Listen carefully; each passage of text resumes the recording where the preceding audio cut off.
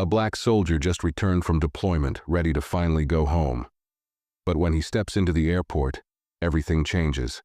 A racist cop targets him without cause, humiliates him in front of others, and then, just 7 minutes later, he's fired on the spot. What happened next shocked everyone and set off a chain of events no one saw coming. Stay with me. This is a story you need to hear. Before we start the story, comment below and let us know where in the world you're watching from today. And if you find this story impactful, don't forget to subscribe for more. It was just an ordinary Tuesday morning when Corporal Marcus Turner, a black soldier who had just returned from a 6-month deployment overseas, walked into the airport. After months of hard work and sacrifice, all he wanted was to get home, relax, and see his family. He had been through a lot, facing the dangers of war, working long hours in difficult conditions, but this was supposed to be a peaceful homecoming. He stood in line at the security checkpoint, going through the usual routine of taking off his shoes and emptying his pockets. It was nothing out of the ordinary, or so he thought. But as Turner made his way through the metal detectors and gathered his belongings from the conveyor belt, a voice interrupted the calm. "You there. Step aside." The voice was loud and sharp, coming from a security officer who had been watching him closely. Turner turned to face the officer, trying to keep his composure. He wasn't doing anything wrong, so why the sudden attention? The officer, who was wearing a plain blue uniform, pointed at him and waved for him to move toward the side. Confused but still polite, Turner stepped to the side.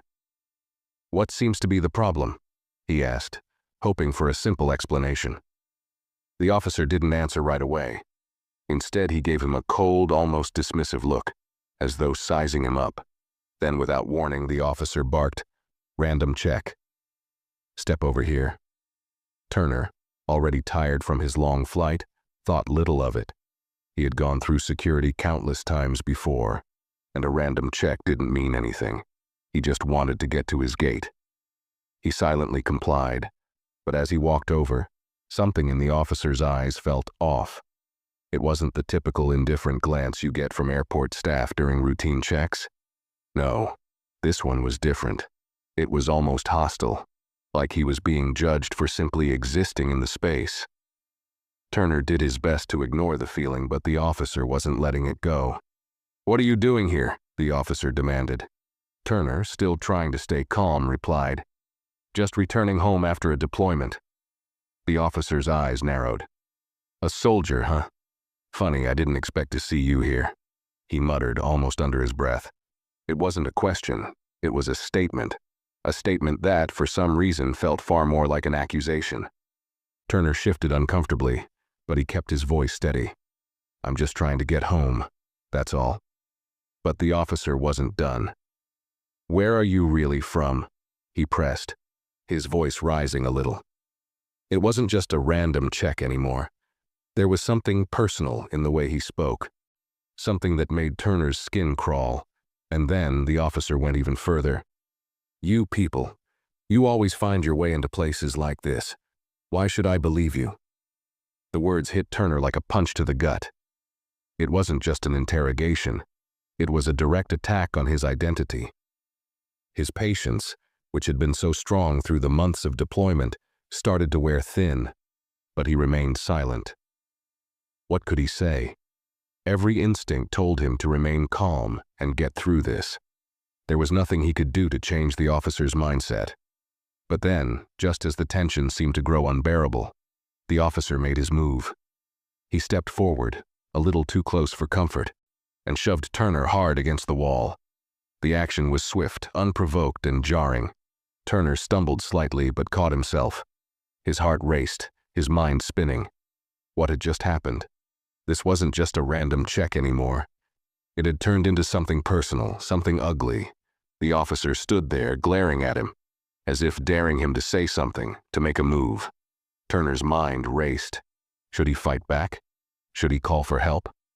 But as he glanced around, he realized that no one was coming to his aid.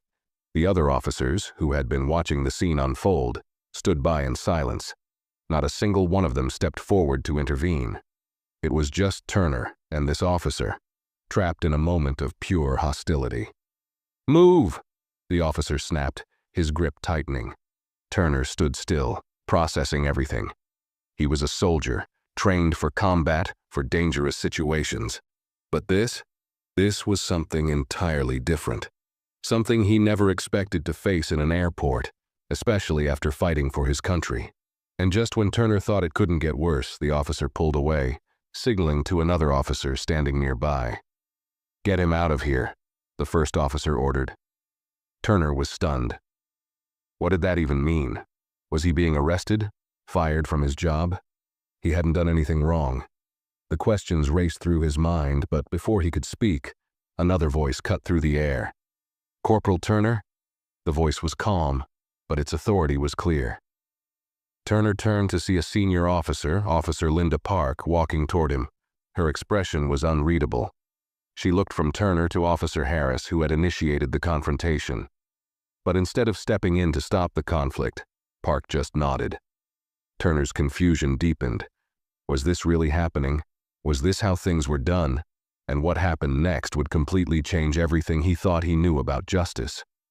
As Officer Park approached, Turner hoped for some kind of resolution, a sign that someone in authority would finally step in and stop what was happening.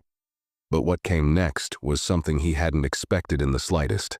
Instead of taking charge of the situation, Officer Park simply glanced at Turner with a cold expression, as if evaluating him like he was just another suspect.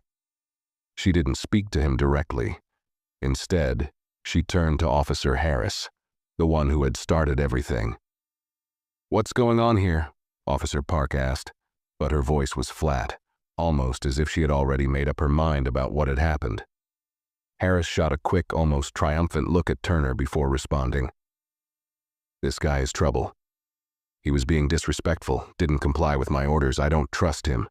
We need to get him out of here." Turner's jaw clenched. He couldn't believe his ears. Trouble? He had been the one pushed up against the wall, and now he was being accused of disrespect. His frustration boiled over, but he held his tongue. His training told him to stay calm and keep his emotions in check.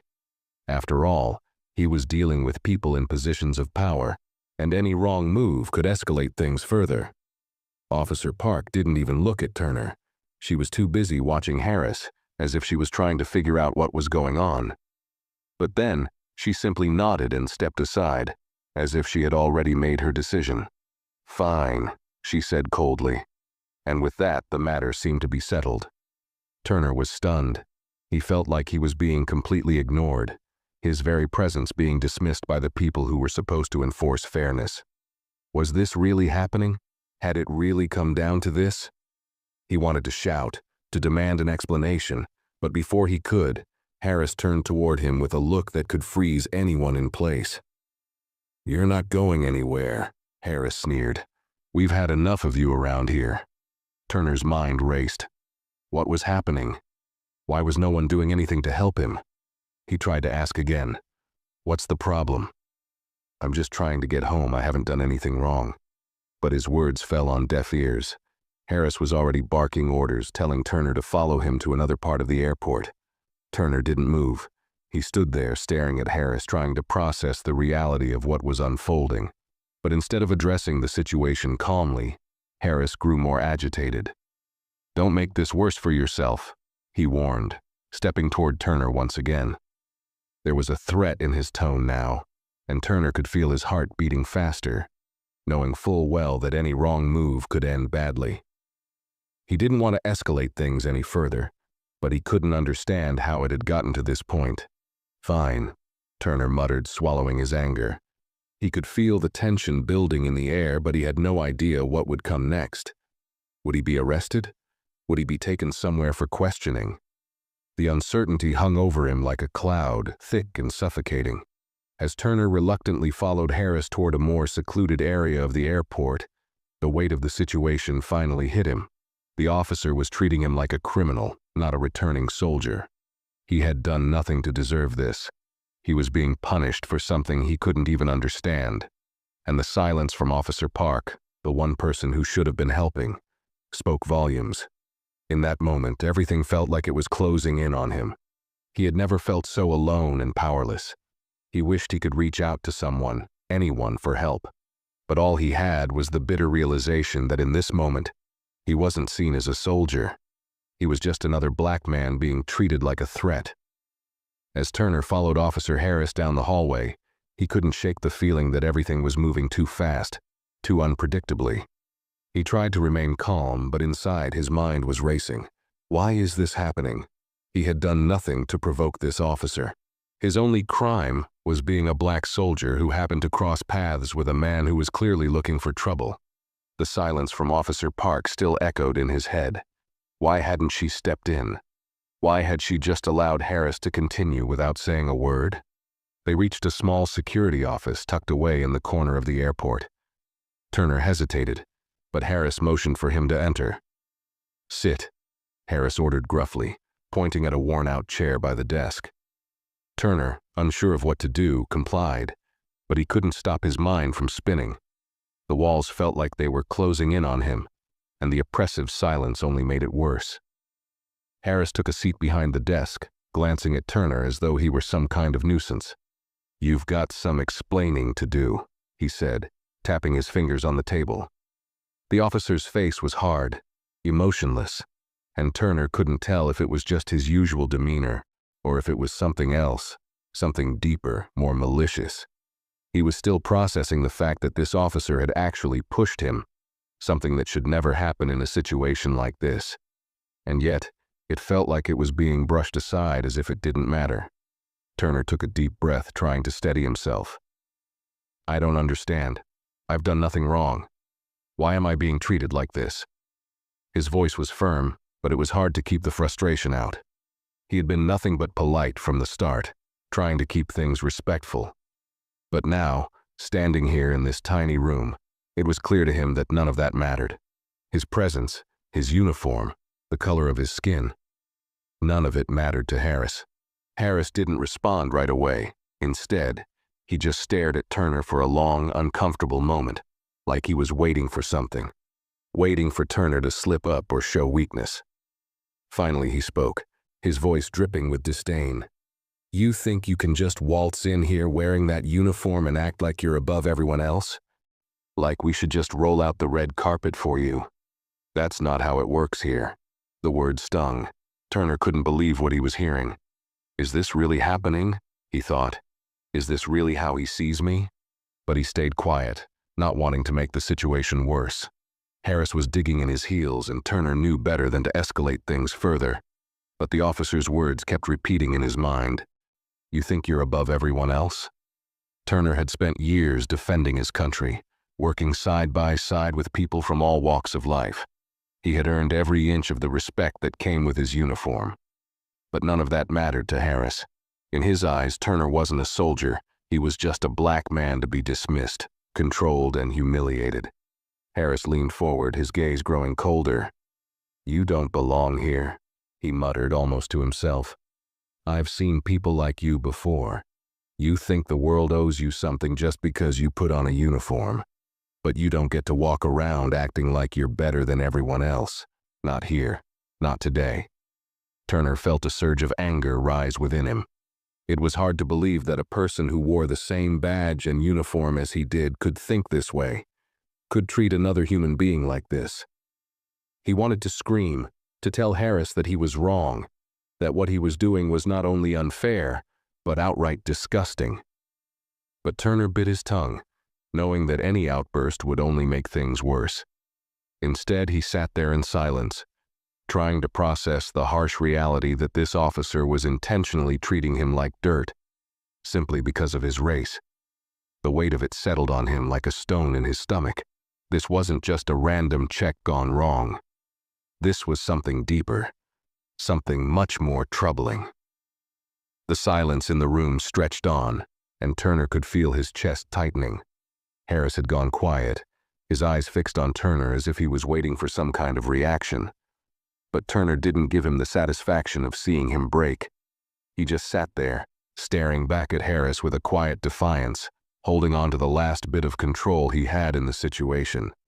Finally, after what felt like an eternity, Harris broke the silence.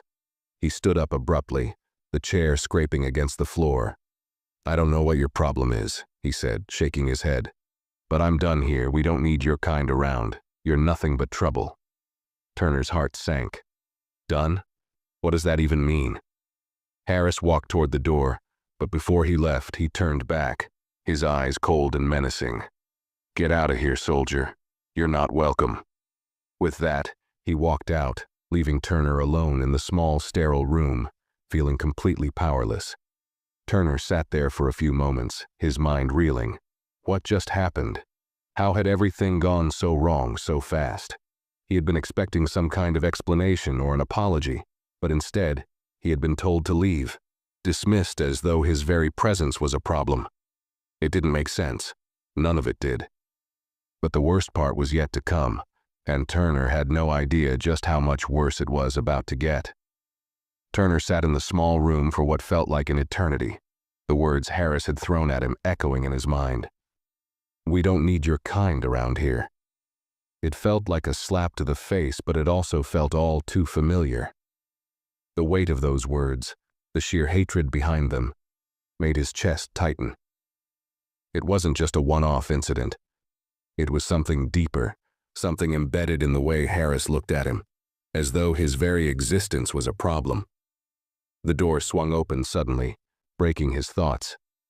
Turner looked up to see Officer Park stepping into the room, her face expressionless as usual. She didn't acknowledge him at first, just stood there for a moment, looking around the small office as if trying to gather her thoughts. Turner wondered if she had seen the whole exchange with Harris, if she had heard everything that had been said, but she didn't say a word about it. Instead, she just took a seat across from him. "Corporal Turner," she started, her tone cold and detached. "I'm going to need you to leave. There's been a decision made." Turner's heart skipped a beat. "Leave," he repeated, his voice rising in disbelief. "What do you mean, leave? I didn't do anything wrong. I was just trying to get through security like anyone else." Park sighed, almost as if she were bored with the conversation. "It's not about that," she said, her eyes briefly meeting his before she looked down at the table. "It's about your behavior. We don't tolerate disrespect here, and you've made this situation more complicated than it needs to be." The words hit Turner hard. Disrespect. He had been nothing but cooperative. He had been pushed, yelled at, and accused of things he hadn't done. Yet here she was, treating him as if he was the one in the wrong. The entire thing felt surreal. How had it come to this? Turner tried to keep his voice steady, but he couldn't help the frustration that seeped into it. "I'm a soldier," he said, trying to make her understand. "I've served this country for over a decade. I've earned respect. I've earned my place in this world. And you're telling me that this is how I'm treated, like a criminal?" Park didn't flinch. She remained as cold as ever. "I don't care about your military background," she replied flatly. "What matters now is the situation here. Officer Harris has made it clear that you're not welcome. He's called for backup, and the decision has been made for you to leave the premises. This conversation is over." Turner's stomach churned. It was clear now. This wasn't about his behavior. It wasn't even about the way Harris had treated him. This was about something much bigger.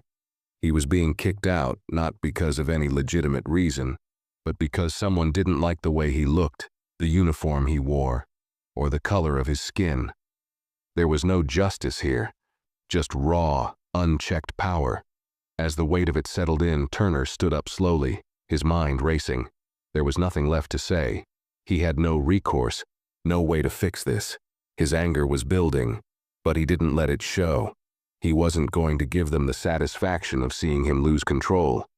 He took a deep breath, stood tall, and nodded toward Officer Park. "Fine," he said, his voice quiet but firm. "I'll leave, but I won't forget this." Park didn't respond. She simply stood up as well, stepping aside to let him exit the room. As Turner walked out of the security office, the weight of what was happening grew heavier. He had been humiliated. He had been treated like an outsider in the very country he had fought to protect. And for what? Because a racist officer decided that a soldier didn't belong in an airport? The hallway outside the office was quiet, The usual hustle and bustle of the airport now muted in the wake of what had just occurred. Turner made his way toward the exit, trying to ignore the stares of the other officers who stood by, their eyes following him as he passed. He didn't know if they were watching him because they were complicit or because they didn't care. Either way, it felt like the whole system was failing him. He had just been kicked out of an airport, dismissed like trash, and there was nothing he could do about it. But as he reached the door and stepped outside, a voice called out behind him, "Turner!" He turned around, startled. It was Officer Harris again, standing in the doorway of the security office. Harris stepped forward, his expression still cold, but there was something different in his eyes now, something darker, more menacing. "Before you go," Harris said, his tone still dripping with contempt, "I want you to understand something. We don't tolerate people like you here. You might have that uniform, but you don't belong in this airport. Not now, not ever." Turner's hands balled into fists, his body tense, but he didn't say a word. There was no point. Harris had already made up his mind, and nothing Turner said was going to change that. Instead, he turned and walked away, leaving the airport behind him. The injustice of it all stung, but Turner knew one thing for sure. This wasn't over. The fight for his dignity, for his right to be treated as a person and not a threat, was far from finished. He didn't know what would happen next, but one thing was certain. He wasn't going to let this moment define him. As Turner walked away from the airport, the anger bubbling inside him didn't subside. The cold words from Officer Harris still stung, each one a reminder of how deep the prejudice ran. He was a soldier. He had served his country, put his life on the line, and here he was, being kicked out of an airport simply because of the color of his skin. It didn't make sense. None of it did. How could someone who wore the same uniform, someone who was supposed to uphold justice, treat him like that? How had a simple routine security check turned into an act of racial discrimination that felt all too familiar? The parking lot was nearly empty when Turner reached his car. He unlocked the door with a click and slid into the driver's seat, gripping the wheel with both hands. His mind was racing. What now? The weight of the situation hadn't fully hit him yet. He wasn't just angry, he was heartbroken. He had trusted that, no matter what, the system would protect him. He had expected fairness. But today, that fairness had been stripped away in a matter of minutes. Turner started the engine, the low rumble of the car filling the otherwise quiet space. He pulled out of the parking lot, his thoughts still swirling. What kind of country have I been fighting for all these years? He wondered. How many others have been treated like this? As the miles passed, his anger started to turn into something else. Determination. This wasn't just about one incident, one racist officer. This was part of something bigger. Turner had seen the news, heard the stories of injustice, of black men and women being mistreated by those who were sworn to protect them. He had always known about racism, but experiencing it firsthand like this was something different. It felt like a slap in the face, and now he couldn't ignore it. He couldn't just walk away from this. The thought of letting it go, of allowing it to slide as if nothing had happened, was impossible. But what could he do? How could he make them understand the pain, the humiliation that he had just endured? Turner thought about the other people in the airport who had watched the whole situation unfold. Why hadn't anyone stepped in? Why hadn't anyone said anything? Was it because they didn't care, or was it because they were afraid? It was hard to tell, but it didn't matter. Turner couldn't rely on anyone else to stand up for him. He would have to fight this battle on his own. By the time he reached his apartment, the anger had settled into a quiet resolve.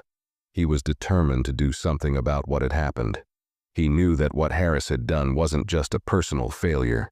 It was a reflection of a broken system, one that allowed racism to thrive unchecked, even in places where it was supposed to be eradicated. Turner knew he couldn't let this stand. If he let it go, it would only happen again to someone else. He walked into his apartment and dropped his bag onto the floor. The familiar surroundings of his home didn't offer the comfort they usually did. The weight of everything still pressed on him. He took out his phone and stared at the screen, his fingers hovering over the keyboard. There were so many things he wanted to say, but Where to start? Should he file a complaint? Should he go public with the story? Turner's fingers began typing, slowly at first, then faster as the words started to flow. "This is bigger than me," he thought as he wrote. "This is about making sure something like this doesn't happen to anyone else." He wasn't just going to take this lying down. He couldn't. Before he knew it, he had written a lengthy post on social media, detailing what had happened at the airport, how Officer Harris had singled him out, how he had been humiliated and dismissed simply because of his race. He spoke about the lack of support from Officer Park, how the whole situation had left him feeling helpless and unseen. He shared the pain, the frustration, and the anger he had felt in that small office, trapped between a racist cop and a system that refused to acknowledge its own flaws. He hit post and sat back in his chair, staring at the screen. A few seconds later, the notifications started coming in. Comments, shares, likes. People were reading his story. It wasn't just about him anymore. It was about making sure his voice was heard, about standing up for others who might be going through the same thing. The weight was still there, heavy in his chest, but for the first time since the incident, he felt like he was doing something. Turner didn't know where this would lead, but he knew one thing for sure. He wouldn't back down. He wasn't going to let this injustice slide. The fight was far from over, and now, more than ever, he was ready to take it on. The hours after Turner posted his story were a blur. At first, it felt like nothing was happening. The silence was deafening, as though the whole world was waiting for someone to acknowledge his pain, to stand with him. But then, slowly, the comments began to roll in. At first, it was just a few, people who'd shared similar experiences, who could relate to the feeling of being wrongly targeted, who offered words of solidarity. "You're not alone," one person wrote. "This is happening all over the country." Then more came. Turner's phone buzzed constantly as more people saw the post, shared it, commented on it. Messages flooded his inbox, some from strangers, some from friends and former colleagues. People thanked him for speaking up, for telling a story that so many others had kept hidden, buried under the weight of silence and fear. He was surprised by the support, overwhelmed by it. But there was something else, something unsettling mixed in with the encouragement, an unmistakable pattern. A few messages were filled with hostility, with accusations that he was making things up or exaggerating the situation. "You should be grateful they let you through it all," one user commented. "You're making this a race thing when it wasn't. Maybe you should just follow the rules next time." Another message read, "You're just looking for attention. Stop stirring up trouble." Turner's heart sank as he read these messages. There was always a part of him that knew people would try to dismiss him, but seeing it written out, seeing the blatant disregard for his pain, was harder than he thought. Still, he didn't let it stop him. He had seen this before, the way people would deny the reality of racial prejudice, the way some would twist the narrative to protect their own biases. But Turner wasn't backing down. He wasn't about to let those messages silence him or erase his truth. As the evening wore on, his story gained traction. News outlets began reaching out for statements, asking for interviews. His post had gone viral, catching the attention of local news stations and social media influencers who were equally outraged by what had happened. It felt surreal. Turner had never expected his experience to become a public rallying cry. But here it was, spreading across the country, becoming a conversation people couldn't ignore. It was no longer just about one airport incident. It was about a larger issue that was deeply embedded in American society, one that affected people of color every single day. That night, as Turner scrolled through the growing sea of responses, something clicked in his mind. The viral response wasn't just about people agreeing with him. It was about the people who saw what had happened and realized they had to do something about it. It was about the collective outrage that had been bubbling just beneath the surface for years, waiting for a moment like this to explode. Turner knew he had ignited something bigger than himself. The phone calls began to pour in. Some were from organizations dedicated to racial justice, offering support. asking him to share his story in front of larger audiences. Others were from legal teams, suggesting that he file a formal complaint, that he take this to court. But Turner wasn't sure about that. The legal system had never been kind to people like him. What good would it do? The more he thought about it, the more he realized that this wasn't just about his own fight. This was about something larger, something systemic. But he knew he had to keep pushing. His voice mattered now. Just when it seemed like everything was moving at lightning speed, Turner's phone buzzed again. This time it was a call from his commanding officer.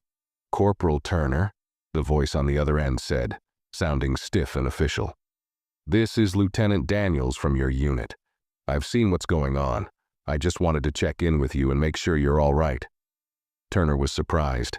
"Thank you, Lieutenant," he said, his voice quieter now, the exhaustion of the day settling into his bones. "I'm doing okay, but it's been a lot to process. I didn't expect it to get this big." There was a pause on the other end. Then Lieutenant Daniels spoke again, his tone a little softer. "Look, I can't speak for the airport, but I want you to know that I'm behind you. If you need anything at all, don't hesitate to reach out. We're a team, and as far as I'm concerned, you've done nothing wrong." Turner nodded, though the officer couldn't see him. Hearing those words, "You've done nothing wrong," felt like a small weight lifting off his shoulders. It was a reminder that not everyone in authority thought like Harris, that not everyone was willing to turn a blind eye to injustice. It was comforting, even if it didn't make the situation go away. After they hung up, Turner stared at his phone again. He'd spoken to a few supportive people, but this was different. This was coming from his unit, from people he had served with, people who had fought beside him. The reality was sinking in. This was his moment to make a real change, not just for himself, but for everyone who had ever faced the same kind of treatment. This wasn't about personal revenge or settling a score. It was about bringing awareness to something that had been ignored for far too long. He wasn't just a soldier anymore. Turner was becoming a symbol, a voice for those who had been silenced by fear or the system. The fight was no longer just about the incident at the airport. It was about raising awareness of systemic racism in law enforcement, about giving a platform to those who had been overlooked for too long. As the night stretched on, Turner knew the battle was far from over.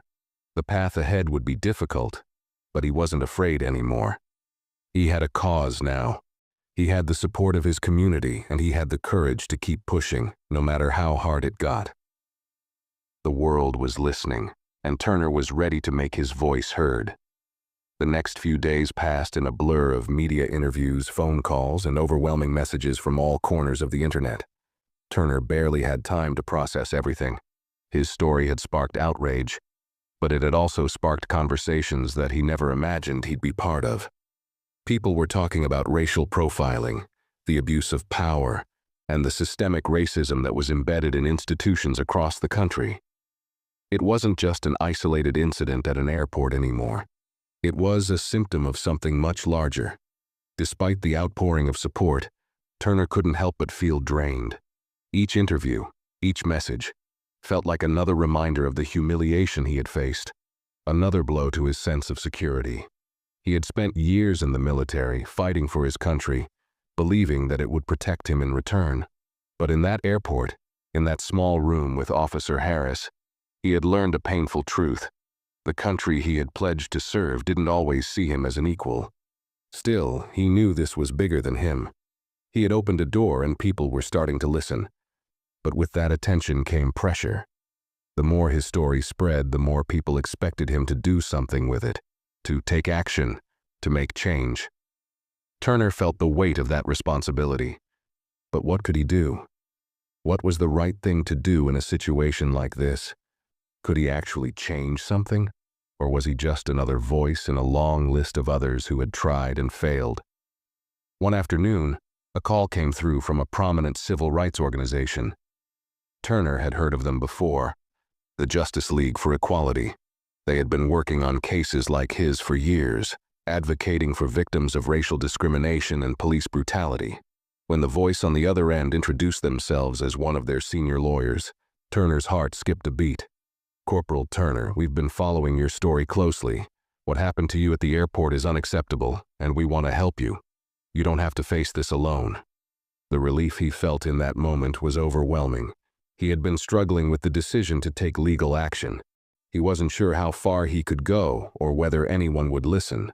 But now, with the help of a well-established group behind him, things felt different. It wasn't just his word against an officer's anymore.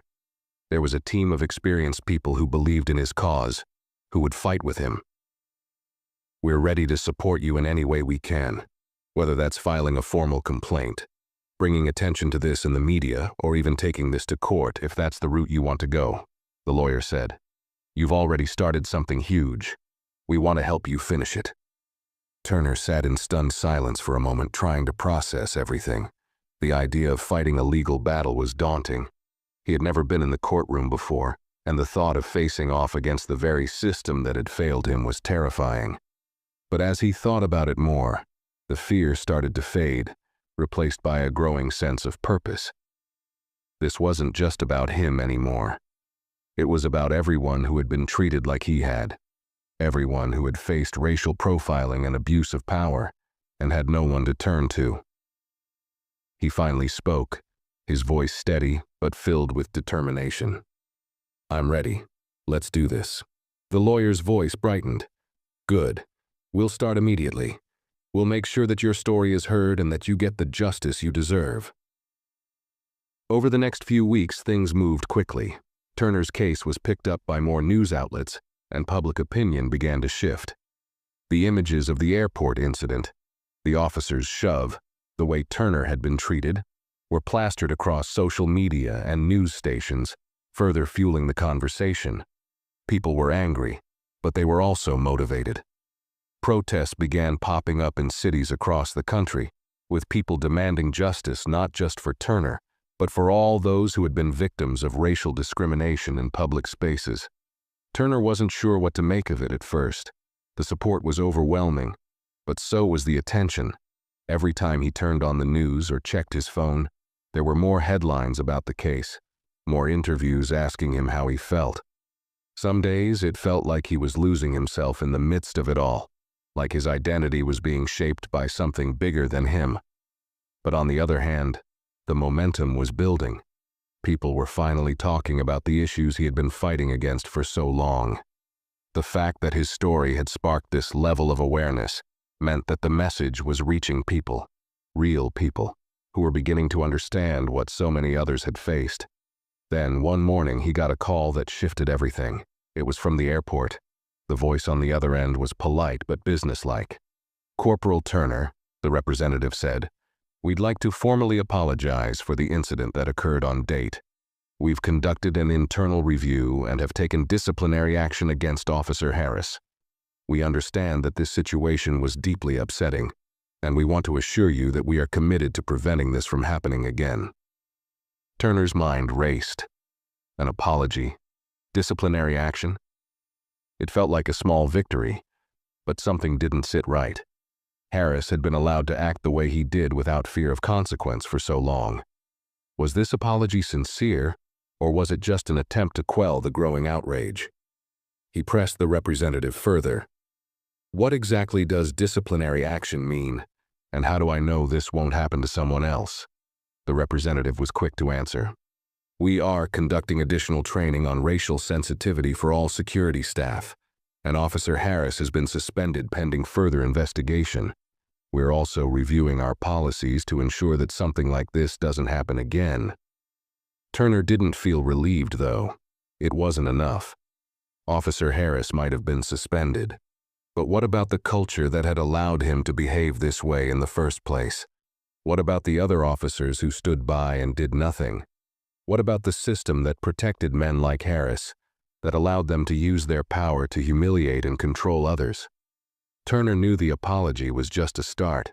There was still a long road ahead, but it was a step in the right direction. And now, with the support of his legal team, the attention of the public, and the voices of so many people standing behind him, Turner was ready to see this through to the end. The fight for justice was just beginning. The next few weeks were a whirlwind. Turner, along with his legal team, began to prepare for the next phase of the battle. The apology from the airport felt hollow to him. It was just a small concession meant to calm the storm, not a true reckoning with the deeper issues of racism within their ranks. But Turner wasn't in this for a simple apology. He was in it for something much bigger. He wasn't going to stop until the entire system that had allowed officers like Harris to behave without consequence was held accountable.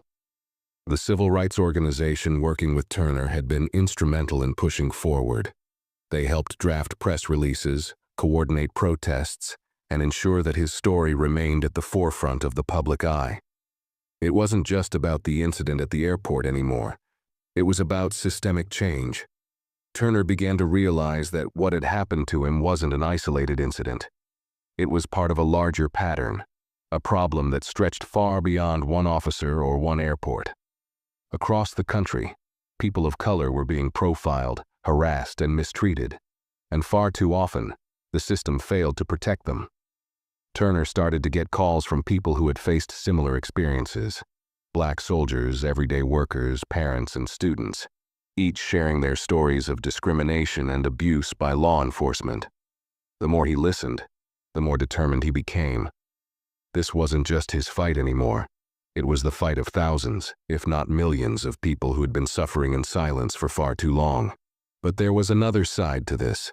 Turner was now under constant public scrutiny.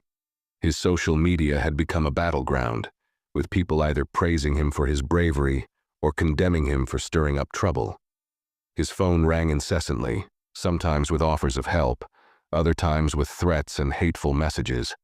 The weight of it all felt suffocating at times. Every word he spoke, every action he took, seemed to be analyzed, critiqued, and dissected. Despite the overwhelming pressure, Turner knew he had to keep pushing forward. He had started this fight, and now there was no turning back. He couldn't afford to let the noise drown him out. There were people who needed him to stand tall, to continue speaking out no matter how difficult it became. One evening, as Turner sat in his apartment, staring at his phone, he saw that the situation had escalated. The airport had released a statement, claiming that Officer Harris had been temporarily suspended as part of their investigation, and that the incident was regrettable but isolated. The airport had promised that they were committed to diversity and inclusion, and that further training would be conducted for their staff. It all sounded too rehearsed, like the words of a corporation trying to placate the public without addressing the real issues. The public backlash against the airport was immediate. People weren't satisfied with the response. The statement felt like a band-aid on a wound that needed surgery. Harris wasn't the only problem. He was just a symptom. The entire system needed to change. Turner knew what he had to do next. The day after the airport statement, Turner found himself in front of a camera again. This time it wasn't just a brief interview. This was a major news broadcast, one that was going to air nationwide. His legal team had arranged the interview to keep the pressure on, to ensure that the airport couldn't brush the incident under the rug. Turner was nervous, but there was a quiet resolve in him as well. This was his chance to speak directly to the public, to share the truth about what had happened, and to demand real action, not empty promises. As the camera crew set up, Turner's mind wandered to the early days of his military service, when he had first put on his uniform and pledged to serve his country. He had been so proud then, proud to defend the ideals that America claimed to uphold. But after everything that had happened, after the treatment he had received, he wasn't so sure anymore. How could he have spent years serving a country that didn't always serve him back? The interview began, and Turner took a deep breath. The anchor asked him about the incident, about how he felt when Harris had singled him out and shoved him. Turner felt the anger begin to build again, but he kept his voice steady. "I felt humiliated. I felt small. It wasn't just the shove or the way he spoke to me. It was the fact that no one stood up for me. No one said anything. Officer Park just watched as Harris treated me like that. And that's what hurts the most, knowing that people in power, people who are supposed to protect us, are the ones doing this." He paused, letting the words sink in before continuing. And it's not just me. This happens to black people every day. It happens in airports, on the streets, in schools, in stores. It happens in places where we're supposed to be safe. And when we speak up, we're told to be quiet, to stop making trouble. But this is the reality we face. And I'm not going to stay silent anymore. I won't stop until something changes. The anchor nodded, clearly moved by his words. But Turner knew that this wasn't enough. The interview would air, and people would watch, but the system would keep turning unless there was real, sustained pressure to make it change. The next few days were filled with more media appearances, more protests, and more interviews. But Turner knew that the work ahead of him wasn't going to be easy. He wasn't just fighting one racist cop anymore. He was fighting an entire system, one that had been built on inequality and injustice. The road ahead would be long and hard, but Turner had no intention of backing down. He had ignited something that couldn't be snuffed out. This wasn't just about his case. This was about a movement that would keep growing and keep demanding change. Turner wasn't going to rest until the airport, and every institution like it was held accountable. This was just the beginning, and as he looked into the camera and spoke the truth, he knew that he was no longer just a soldier. He was a voice for the voiceless, a warrior in a fight much bigger than anything he had ever faced. The pressure didn't let up. If anything, it grew even heavier as Turner's story spread further. The protests at airports, schools, and government buildings grew larger. People were marching, holding signs that read, "Justice for Turner," and "End racial profiling now." His face had become a symbol of resistance, of a man who had been wronged and refused to back down. News outlets across the country kept his story alive, with new segments airing every day. Politicians, activists, and even celebrities began to weigh in.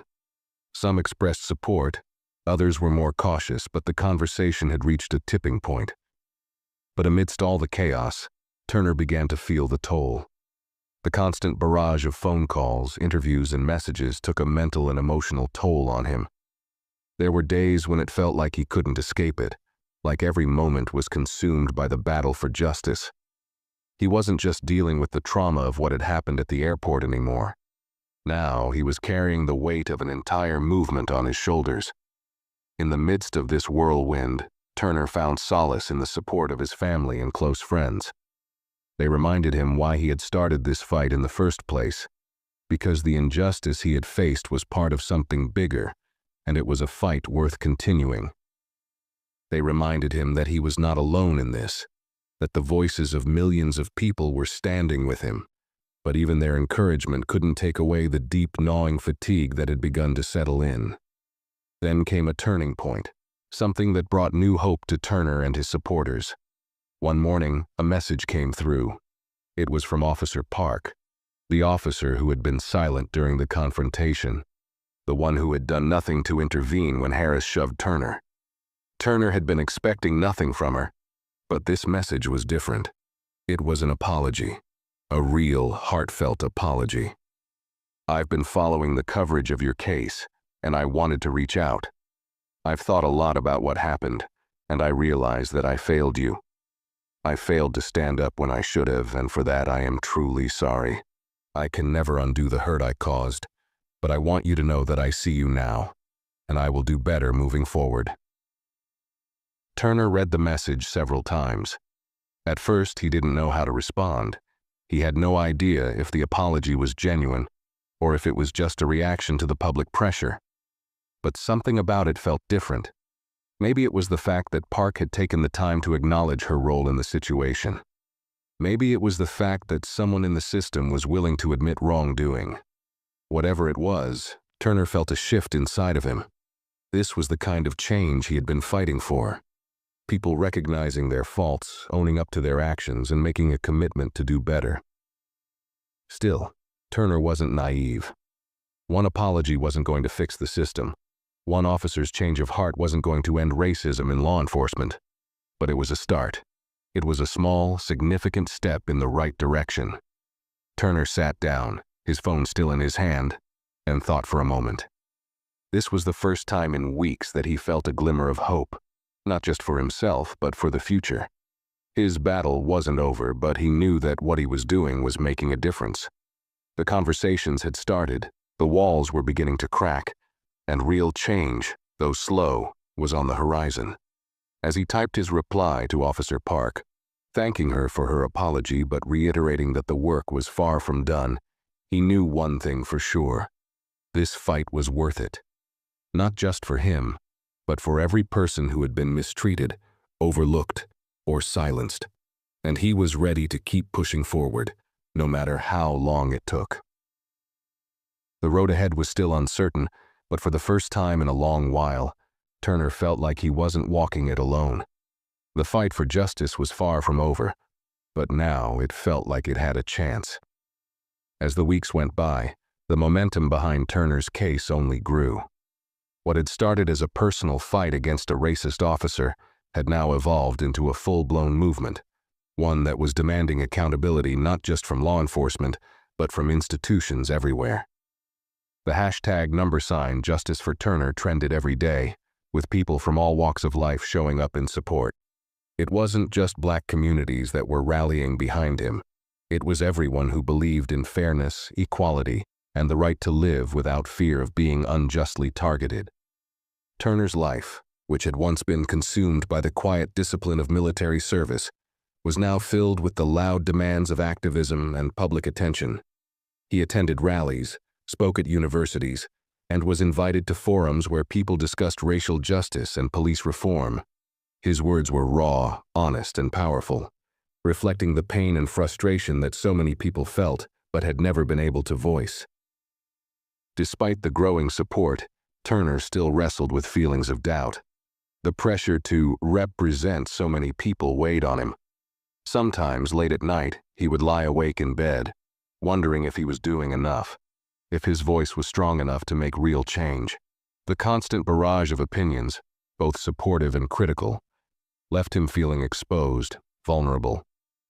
But every time he doubted himself, he would think about the countless people who had shared their own stories with him, stories of being targeted, silenced, and dismissed. He wasn't just fighting for himself anymore. He was fighting for them too. And then, there were the quiet victories that kept him going. The first sign of real change came when the airport's internal investigation was completed. Officer Harris, who had been suspended pending the review, was officially fired. The airport issued a public statement acknowledging that his actions were unacceptable and outlining new policies for racial sensitivity training. It was a step, but Turner knew it wasn't enough. One officer out of the thousands across the country wasn't going to fix the problem. This was just a small part of a much larger issue. But Turner didn't stop there. He kept pressing, pushing for more. He worked with organizations and lawmakers to introduce bills that would require comprehensive, nationwide police reform. The goal wasn't just to hold bad officers accountable, but to change the culture that allowed them to operate without fear of consequence. He didn't want a few apologies or token gestures.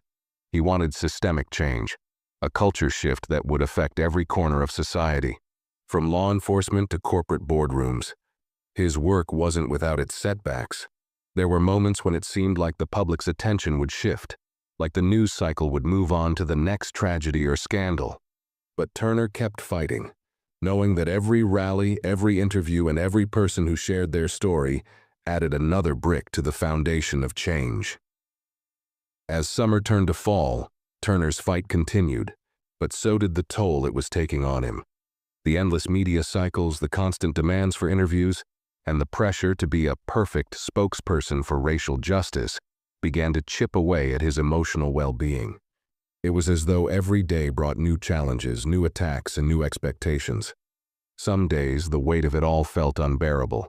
The hate mail, the racist comments online, the trolls who tried to discredit him. It all felt like too much to carry. He knew he couldn't let it stop him, but there were moments when he wished he could just go back to the quiet life he had before, where he wasn't under the spotlight, where he wasn't the face of a movement. But every time he thought about giving up, he remembered the people who had reached out to him, the people who had told him that his voice had made a difference in their lives. They had shared their own pain, their own stories of injustice, and Turner knew that he could never turn his back on them. One of the hardest things Turner had to face was the growing divide in the country.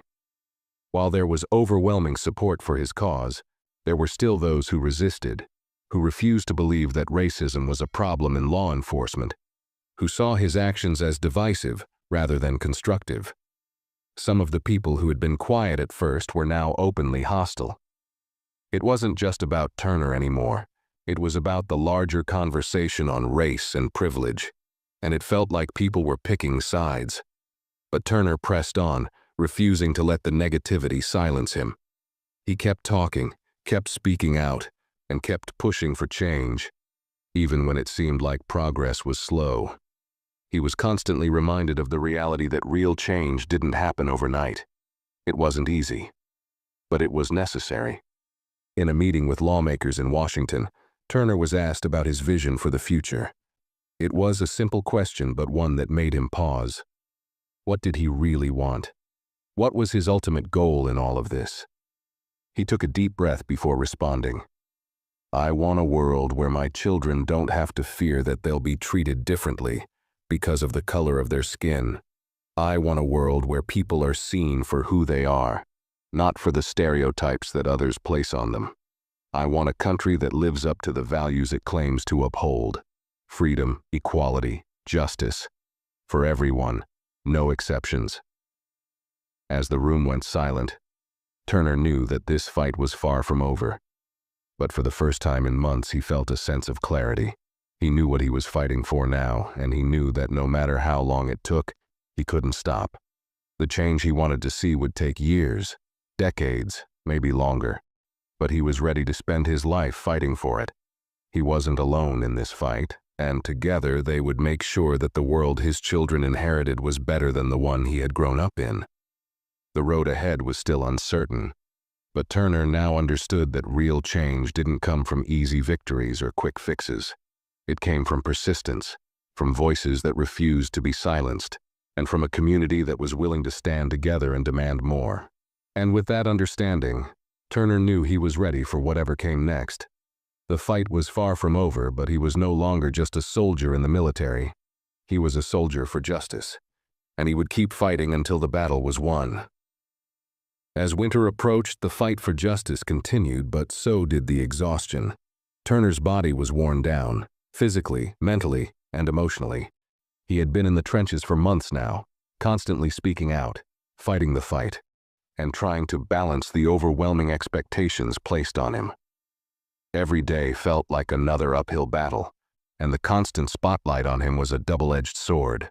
On one hand, it was a platform for change, but on the other, it was a never-ending weight. Yet there were moments when he felt a flicker of hope, a reminder that this fight wasn't in vain.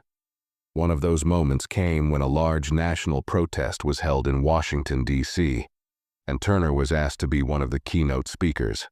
Thousands of people showed up to march for racial justice, and Turner stood before them, looking out at the sea of faces that had come together in solidarity. It wasn't just about his story anymore. It was about the collective fight for equality. As he stepped up to the podium, his heart pounded in his chest. The weight of everything, his personal pain, the pain of everyone who had shared their experiences, the pain of a system that had long failed people of color, hung heavy on his shoulders. But he knew he had to speak. This was why he had kept going, for moments like this, when he could stand and say that enough was enough. Today, Turner began, his voice steady but filled with passion. We are not just fighting for one man's dignity. We are fighting for all of us, for every black man, woman, and child who has ever been treated as less than human, for every person who has been profiled, mistreated, and silenced. We are fighting because we know the system is broken, and we refuse to accept it anymore. The crowd cheered, and Turner felt a surge of strength. In that moment, it wasn't just his voice. It was the collective voice of thousands, maybe millions of people who had been affected by racial injustice. His words were no longer just his own. They were the words of the oppressed, the unheard, the marginalized. The energy from the crowd pushed him forward, and he knew that this wasn't just a protest. It was a movement, and it was growing. "I won't stop fighting," he continued, "and I won't let any of you stop fighting either. This is our time to demand real change. This is our time to take back what has been stolen from us, our dignity, our rights, our humanity. We will not rest until we see a world where justice is truly blind." The crowd erupted in applause, and Turner stepped down from the podium, feeling a mix of exhaustion and empowerment. It had been a long, grueling journey, but this was what he had been fighting for. This was the reason he had put himself out there, risked his reputation, and faced the hostility of those who didn't want to hear the truth. The fight wasn't just about his case anymore. It was about changing a system that had been broken for too long. And for the first time in a long while, he felt like they were on the verge of something big. Turner's influence had continued to grow, and so had the pressure. As the months wore on, the momentum for racial justice intensified. But so did the pushback. The louder the calls for reform became, the more vocal the opposition was. Some politicians and media outlets were quick to dismiss the movement, framing it as a threat to the established order. Turner's name had become a lightning rod, a symbol of both hope and controversy. He was called everything from a hero to a troublemaker, depending on who you asked. But Turner didn't let the criticism stop him. Every attack, every attempt to discredit him, only fueled his resolve. He knew the backlash was inevitable. Change didn't come without resistance. It didn't come without people clinging to the status quo, fighting tooth and nail to maintain their grip on power. But that didn't matter to him anymore. What mattered was the people, the families, the students, the everyday workers who had stood beside him, who had raised their voices in protest, who had shared their stories and said, "We've had enough." He kept going, tirelessly working with lawmakers to push for meaningful reforms. He sat in meetings, drafted policy proposals, and worked with civil rights organizations to ensure that the laws being introduced would create lasting change, not just temporary fixes. Turner's team began to rally support in state capitals across the country, building a network of advocates and pushing for legislation that would hold police departments accountable. His legal team filed lawsuits against institutions that had failed to take action against racist practices, demanding justice for those who had been wronged. Despite all the work being done, there were days when Turner felt weary. He had put so much of himself into this cause, so much of his own pain and heart, that sometimes he wondered how much more he could give. The sleepless nights, the constant pressure to perform, the endless media requests, it was all a lot to bear. There were moments when the weight of the world seemed to fall on him, when it felt like the task ahead was impossible. But then, in a quiet moment, he would remember the faces of the people who had stood with him from the start. His family, his friends, the countless strangers who had shared their own stories and supported his. They were the ones who kept him going. They were the ones who reminded him that he wasn't alone in this fight. One afternoon, Turner stood on the steps of a courthouse, preparing to speak at yet another rally. His legal team had just won a major case, one of the first real victories in the fight for police reform. It wasn't the end of the fight, but it was a significant step forward. The crowd was chanting his name, and for a moment, Turner allowed himself to breathe. He stepped up to the microphone, his heart steady, his voice strong. "Today is not just a victory for me or for the people who have been fighting for justice. It's a victory for everyone who has ever felt the sting of injustice. It's a reminder that when we stand together, we can make a difference. But this is just the beginning. We have a long road ahead, and I'll keep walking it with you, every single step of the way." The crowd cheered again, louder than before. Turner raised his hand, his fist clenched in solidarity. He knew that this was just one battle in a much larger war, but the tide was turning. Change was possible, and with every person who stood by him, with every voice raised in protest, that change was coming faster than anyone could have imagined. And so, with the fight still ahead, Turner kept moving forward. He didn't know exactly where this journey would lead, but he knew one thing for sure. He wasn't turning back. The road was long, the work was far from over, but the future had already begun to shift, and Turner was determined to see it through, no matter how hard it got. By the time the new year arrived, Turner had become more than just the face of one fight. He had become a symbol of resilience, of a movement that refused to be ignored. The pressure, the criticisms, and the exhaustion were still there, but so was the strength of a nation waking up to the truth of racial injustice. Turner wasn't just fighting for his own dignity anymore. He was fighting for a future that was fairer, that was more just, for every person who had ever been denied equality, respect, or basic human rights. It had been over a year since that fateful day at the airport, the moment that had sparked everything. The road had been long, and the challenges had been endless.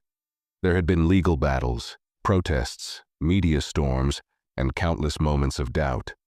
But there had also been victories, big and small, that kept the momentum alive. The policy changes he had advocated for were starting to take shape. New laws were being proposed in several states, mandating police departments to implement more rigorous accountability measures. Training programs on racial sensitivity and de-escalation were being rolled out across the country. Turner knew these weren't complete solutions, but they were steps toward dismantling the systems of oppression that had been in place for generations. One of the biggest wins came when a major federal bill was introduced, with provisions aimed at reworking the criminal justice system. It was a direct result of the grassroots efforts that had been built around Turner's story. People who had mobilized, who had written letters, attended rallies, and flooded politicians with demands for action. Turner had played a key role in pushing for it, using his platform to lobby lawmakers and speak at hearings. But when the bill passed a crucial committee vote, the weight of it finally sank in. It wasn't a perfect piece of legislation. Far from it. But it was the beginning of real, tangible change. On a cold winter afternoon, Turner stood in front of a crowded room in Washington, D.C., as President of the United States announced the bill's passing. The room was filled with reporters, lawmakers, activists, and community leaders who had fought alongside him. Turner had been invited to speak, and as he walked to the microphone, the weight of everything, the years of pain, the years of struggle, the countless hours of work, pressed on him. But there was also a sense of pride. The hard work, the sacrifice, had not been in vain. "I never thought I'd be standing here," Turner began, his voice steady but full of emotion. "A little over a year ago, I was just a soldier trying to get home, trying to make it through a normal day. I never imagined that the events of that day would lead to this moment. But here we are. We are standing together stronger than ever because we refuse to accept the status quo. We refuse to let silence be the answer. We refuse to let injustice go unchecked." He paused, looking around the room at the faces of everyone who had been part of this fight. The people who had spoken up, who had marched, who had written letters, and who had believed that change was possible. "This isn't just my victory. This is our victory. This is a victory for everyone who has been denied justice, for everyone who has felt the weight of racism and discrimination. This is a victory for our children, for the future we are building together. And while today is a huge step forward, I know that the work is far from over. But if this year has taught me anything, it's that when we come together, when we stand united, nothing is impossible." The room erupted in applause, and for a moment, Turner allowed himself to feel the weight of what they had all achieved.